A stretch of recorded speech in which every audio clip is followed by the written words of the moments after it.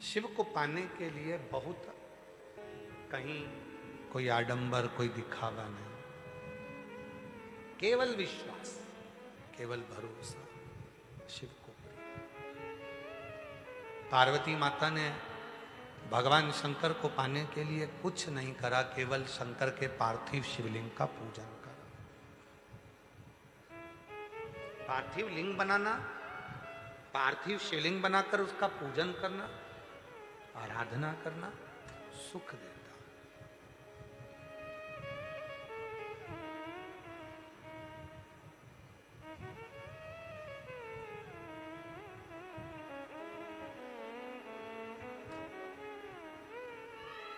जैसे शिव जी का एक नाम है ब्रह्मेश्वर महादेव।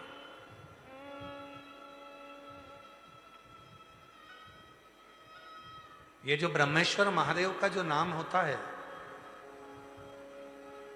कई लोग कहते हैं हमारा बच्चा डिप्रेशन में पहुंच गया, हमारी पत्नी डिप्रेशन में है, हमारा पति डिप्रेशन में है, नींद की गोली खाना पड़ रही है, सुस्त सुस्त रहते हो, डिप्रेशन में चल रहे हो, टेंशन दिन रात दिमाग में चलता रहता है।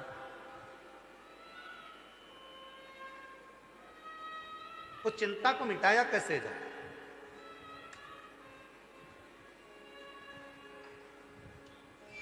सात बेलपत्र भगवान शंकर के शिवलिंग पर चढ़ाकर सावन के महीने में 2 लोटा जल शंकर भगवान को, आप लोगों को मालूम है ना, सारे समय पर 1 लोटा जल और सावन में 2 लोटा जल। सावन के महीने में 2 लोटा जल शिव जी को चढ़ाया। और अगर चिंता ज्यादा है, टेंशन ज्यादा है, डिप्रेशन चल रहा है, गोलियों पर गोलियां खाना पड़ रही है, बीपी की गोलियां बार बार खाना पड़ रही है, तो ब्रह्मेश्वर महादेव का नाम लेकर शिव पर 7 बेलपत्र चढ़ाकर, और अगर 7 ना हो तो 5, 5 ना हो तो 3 बेलपत्र शिव को चढ़ाकर दोनों हाथों के लोटे का जल धीरे धीरे शिव जी पर चढ़ाएं, और उसी में से थोड़ा सा जल लेकर जो बहुत टेंशन में हो, डिप्रेशन में हो, चिंता में हो, उसको उस जल का आचमन कराना प्रारंभ करो। 3 से 4 दिन के अंदर वो डिप्रेशन से बाहर निकलेगा, अपने कार्य में रुचि रखेगा और उसको प्रसन्न करेगा। ब्रह्मेश्वर महादेव का बोलो, कौन से महादेव? ब्रह्मेश्वर।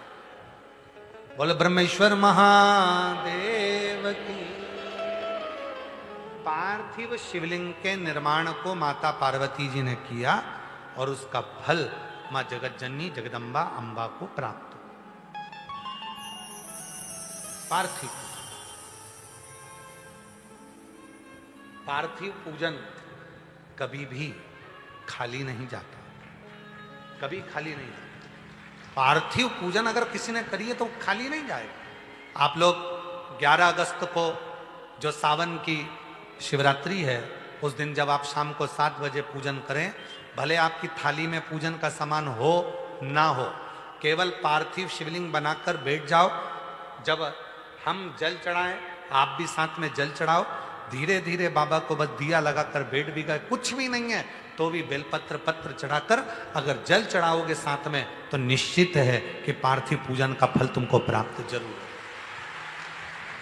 करिए, जिस चींटे में कभी पर नहीं आते वो चींटे में सावन में पर आ जाते हैं। जब चींटे को पर दे सकता है तो सावन में 1 लोटा जल चढ़ाने वाले को भी मेरा बाबा उड़ा तो सकता है, आगे बढ़ा तो सकता है, उन्नति की ओर ले जा तो सकता है। वो शिव तत्व है। और तेरी कृपा बिना ना हिले एक भी अणु, लेते हैं श्वास तेरी कृपा से तनु तनु। बखान क्या करूं मैं राखों के ढेर का, चपटी भभूत में खजाना कुबेर का। हे गंगधार मुक्ति द्वार ओंकार भोले ओमकार तू, आयो शरण शंभु तार तार तू। भगवान शिव। अब गर्मी आई, गर्मी में पूरे जीव मर गए, गर्मी में सब सूख गया, कीड़े मकोड़े मर गए गर्मी की तपन के कारण। पर सावन का 1 महीना जिसमें भगवान सबको फलना फूलना, सब कुछ, पत्तियां भी फूलती हैं, फूल भी फूलते हैं, डालियां भी फूलती हैं, पशु पक्षी जानवर जलचर थलचर सब फूलते हैं। श्रावण का शिव को प्रिय है। और क्या कहा मेरे भोले बाबा ने नंदी से, ए नंदी, श्रावण का महीना हो, शिव तत्व की प्राप्ति को करने के लिए अगर कोई संसार का मानव मुझे पुकारता है, भजता है, शिव कथा कहती है, शिव जी कहते हैं नंदी से, उस जीव का कल्याण करने के लिए मैं स्वयं उसके द्वार तक पहुंच जाता हूं और उसका उद्धार कर देता हूं, उद्धार कर देता हूं। पर किसका चित्त लगे? सावन में भी कई लोग ऐसे हैं जिनका चित्त नहीं लग पाएगा, क्योंकि सावन का महीना होता है तो कमाई के स्रोत भी ज्यादा हो जाते हैं। जीजियों की साड़ियां बिकने लगती हैं, फैशन का सामान बिकने लगता है, पर्स मोबाइल बिकने लगता है, सामान बिकने लगता है, क्योंकि उस समय व्यापार भी बढ़ता है। व्यापार इसलिए बढ़ता है क्योंकि भगवान भी चाहता है कि तेरा मन मुझसे हट जाए, व्यापार में लग जाए। क्योंकि भगवान को मालूम, हमने पहले भी कथा में कहा है, बच्चे को माँ गोदी में तभी तक रखती है जब बच्चा खिलौने से नहीं खेलता। खिलौने से खेलने लगेगा, माँ नीचे उतार देगी। उसी तरह भगवान तुमको अपने पास जब तक बुलाता है, जब तक तुम्हें अपना बनाकर रखता है, और भगवान देख लेता है कि अब धीरे धीरे मेरे को इसको धन देना है, वैभव देना है, ये खिलौने से खेलना चालू करेगा, गाड़ी लाएगा, घोड़ा लाएगा, मकान बनाएगा, फर्नीचर बनाएगा, उसमें लग जाएगा तो मेरे मंदिर आना छोड़ देगा। और मंदिर आना छोड़ दिया तो एक दिन मुझे धीरे धीरे, मैंने एक बार इसकी वो पहले की माताएं, पुरानी माताएं क्या करती थी, मिर्ची बारिश के पहले भर के रख लेती थी, धनिया बारिश के पहले भर के रख लेती थी, हल्दी बारिश के पहले भर के रख लेती थी, अनाज बारिश के पहले भर के रख ले, क्योंकि 4 महीना खाएंगे, खत्म हो जाएगा, अगले महीने में फिर 4 महीने बाद ले आएंगे। उसी तरह भगवान तुम्हें एक बार का विभव दे देता है, एक बार का धन दे देता है, एक बार की दौलत दे देता है, फिर लोग उसको भोगने लगते हैं, और भोगते भोगते आखिरी में एक दिन ऐसा आता है कि डब्बा खाली हो जाता है। डब्बा खाली होता है, फिर रोने बैठ जाता है, तकलीफ आई, फिर लोटा लेकर भागता है। शिव जी कहते हैं जो मेरे मंदिर में, मेरी कथा में, मेरे रसतत्व में हमेशा एक जैसा लगा रहता है, उसकी जिंदगी को भी मैं हमेशा उन्नति की ओर बढ़ाते बढ़ाते अग्रणता में लेकर चले जाता, फिर उसको डाउन नहीं करने देता, उसको नीचे नहीं आने देता। जैसे श्रावण महीने में चढ़ाए गए कनेर के फूल, दुर्वा,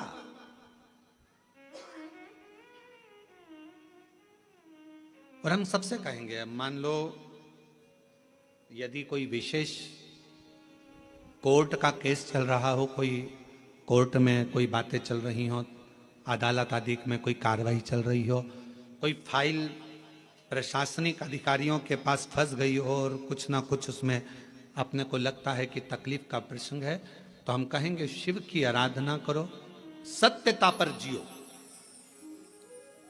और साथ में 5 दुर्वा, 1 कनेर का फूल पीला, 1 पीला कनेर, 5 दुर्वा, 5 बेलपत्र लेकर शिव जी के मंदिर में जाकर शिवलिंग पर समर्पित कर 2 लोटा जल सावन के महीने में उसी पर बेलपत्र कनेर के फूल पर चढ़ाइए।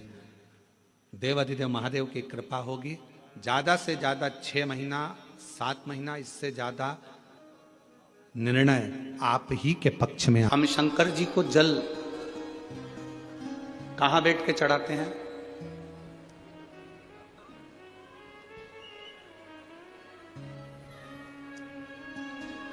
बोलो बोलो, जन्म के बोलो जरा।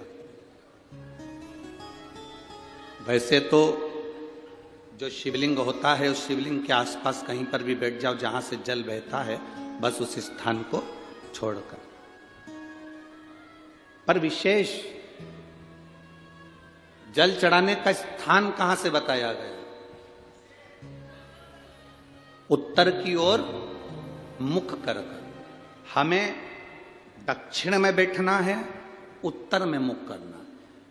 उत्तर की ओर भगवान शंकर की जलाधारी, जलाधारी से मतलब है जो शिव जी का चढ़ा हुआ पानी जो बहता है वो उत्तर की ओर जाता है। तो हम कहां बैठते हैं? बोलो बोलो जम के, दक्षिण की ओर। मान लो शिव जी का पानी इधर जा रहा है तो तुम्हें इधर बैठना, शिव जी का पानी इधर जा रहा है तो तुम्हें इधर बैठना। वैसे तो शंकर के शिवलिंग के आसपास कहीं पर भी बैठकर पूजन कर सकते हो, पर विशेष कोई कामना होती है, विशेष कोई मनोकामना है, और आपका दुख जब कटता नहीं है, आप हार जाते हो तब उस समय पर दक्षिण में बैठकर जहां उत्तर की ओर मुख कर कर भगवान देवाधिदेव महादेव को जल समर्पित किया जाता। उत्तर दिशा में ऐसा क्या है कि शंकर जी का जल उत्तर की ओर जाता है? ये उत्तर और दक्षिण, ये दो दिशा तो हमारे यहाँ बड़ी विचित्र मानी जाती है। हमारे यहाँ सबसे अच्छी दिशा, कोई मकान भी लेता है तो कहता है पूरा पश्चिम का मकान होना चाहिए। कोई मकान ले, पूर्व का मकान हो, पश्चिम का मकान हो। कोई दुकान ले तो कहते हैं पूरा पश्चिम का मकान दुकान हो। पर मेरा वो घरदानी तो उत्तर दक्षिण का आनंद लेता। उत्तर दक्षिण, ऐसा दक्षिण दिशा में ऐसा क्या है कि शंकर जी का चढ़ा हुआ जल दक्षिण में ही जाता है? यहां तक शिव महापुराण की कथा कहती है, मान लो आपके घर में छोटा सा शिवलिंग है, आपके घर में छोटा सा शिवलिंग है, उस शिवलिंग को आपने थाली में रख लिया। थाली में रखने के बाद में गूंज रहा है आवाज, थाली में रखने के बाद उस थाली में शिवलिंग को रख लिया, आपने उसको स्नान कराया। थाली में भी अगर शिवलिंग रख रहे हो तो उस शिवलिंग का जो दिशा है वो उत्तर की होना चाहिए।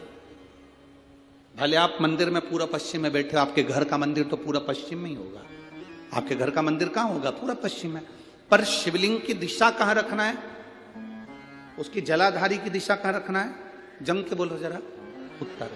आप मंदिर में पूरा पश्चिम में बैठो, आपके घर के मंदिर में आप पूरा पश्चिम में बैठ के पूजन करो, क्योंकि आपका मंदिर पूरा पश्चिम ही होगा।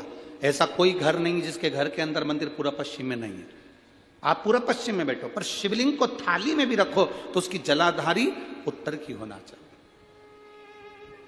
आपने अगर स्नान कराया है शंकर भगवान के शिवलिंग का जल जो आप लेकर जा रहे हो विसर्जन करने के लिए, शिवलिंग का चढ़ा हुआ पानी जो भगवान को हम घर में स्नान कराते हैं, भगवान को घर में नहलाते हैं, स्नान का जो जल होता है उसको हम ले जाकर जब वृक्ष में डालते हैं, उस समय पर शंकर का घर में चढ़ा हुआ जल जब हम ले जाकर उसको डालते हैं वृक्ष में, अगर आपका ध्यान उत्तर की ओर है, आपका मुख उत्तर की ओर है, भले आप जल डाल रहे हैं पर मुख यदि आपका उत्तर की ओर है तो आपकी मनोकामना पूर्ण होती ही है, ये निश्चित है। शिव जी का चढ़ा हुआ जल भले हमने अपने घर में स्नान कराया, भले हमने अपने घर में नहलाया, शिवलिंग को अपने घर में स्नान कराया, पर उसका जो जल नहलाने के बाद सब भगवान जब नहा लिए, अपने शिव जी को नहला लिया, वो जल रखा है, पूजन अर्चना सब हो गई, बाद में आप पूजन पे से उठे, उस जल को लेकर गए, आपने जो विसर्जन किया उस जल को आपने पेड़ पौधे में डाला, वो जल उत्तर, भले आपका वृक्ष कहीं पर भी हो पर आपका मुख उत्तर का है और आप उस जल को, शंकर के चढ़े हुए जल को आप पेड़ पौधे में डाल रहे हैं, मतलब आपकी राहें खुल जाएगी और मंजिल तक आप पहुंचोगे जरूर, ये निश्चित, ये निश्चित था। आज भी शिव महापुराण की कथा वर्णन करती है, जो बच्चे पढ़ने बैठे, विद्याध्ययन करने बैठे और यदि पढ़ने के बाद उनके विवेक में, बुद्धि में वो चीज नहीं बैठ रही है, याद नहीं रह रहा, तो दो महादेव ऐसे हैं जिनका स्मरण करना चाहिए। एक है कपिलेश्वर महादेव और दूसरे हैं आनंदेश्वर महादेव। और माताओं से निवेदन है, जितनी भी मेरी माताएं बैठी हैं, जितनी मेरी जीजियां बैठी हैं, जितने मेरे जीजा बैठे हैं, जितनी मेरी बेटियां बैठी हैं, जितने मेरे बुजुर्ग माँ बाप बैठे हैं, उनसे निवेदन करो, मान लो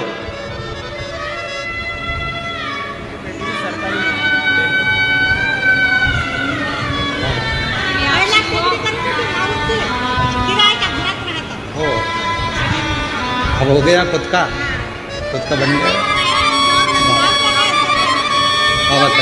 अब हो एक बेटे का सरकारी नौकरी लगा है, एक बार जोरदार ताली बजाकर स्वागत करें। स्मरण रहे,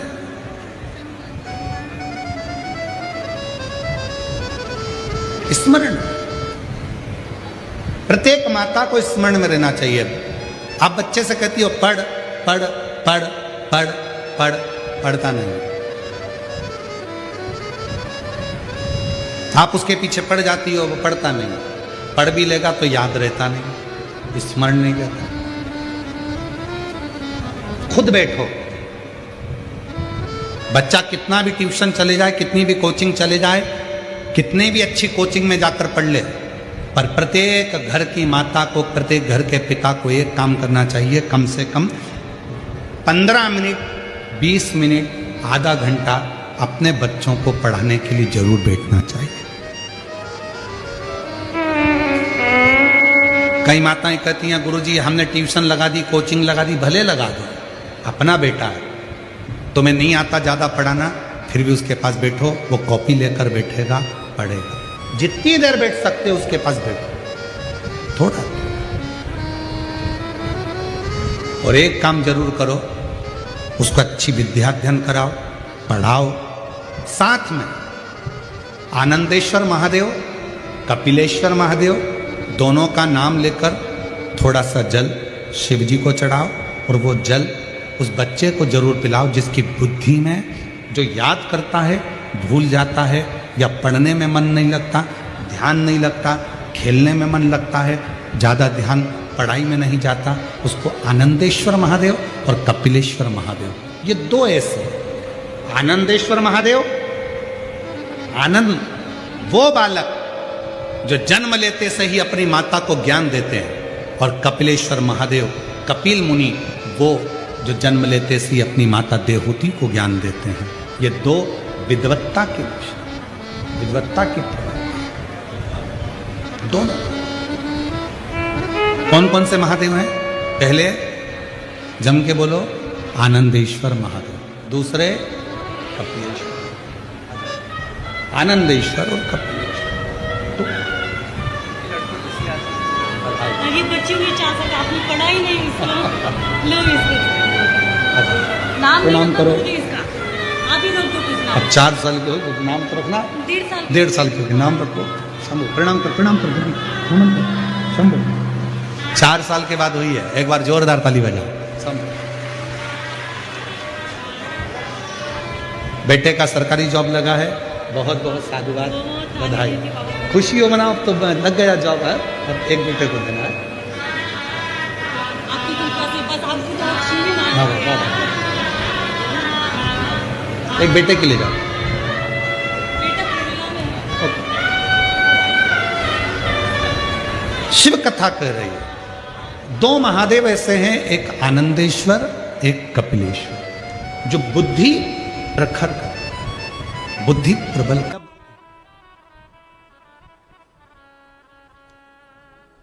सारी दुनिया की ठोकर खा लो,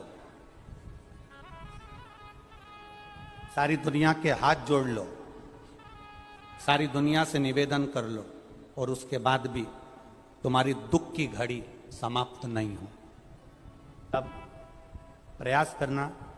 तुम्हारे घर में कोई गमला हो, कोई पौधा लगा हो, जो भी पौधा लगा, हम ये नहीं कहेंगे कि वो गुलाब का है, कि गेंदा का है, कि शमी का है, कि बेलपत्री का है। जो पौधा तुम्हारे घर में लगा, जो पौधा, एक प्रयास करना। अभी सावन चालू हुआ है, अगर तुम्हें लगता है कि मेरी दुख का समय समाप्त नहीं हो रहा, मेरी दुख की घड़ी समाप्त नहीं हो रही, तो घर में रहने वाले जितने लोग आस्था चैनल पर कथा सुन रहे हैं, जितने फेसबुक यूट्यूब पर कथा सुन रहे हैं, और जितने पुष्कर राज की इस पावन धरा पर बैठकर कथा सुन रहे हैं, उनसे निवेदन करेंगे, श्रावण 2 सावन अब की बार हैं, एक अधिक मास का भी पड़ेगा और एक श्रावण ये पड़ेगा।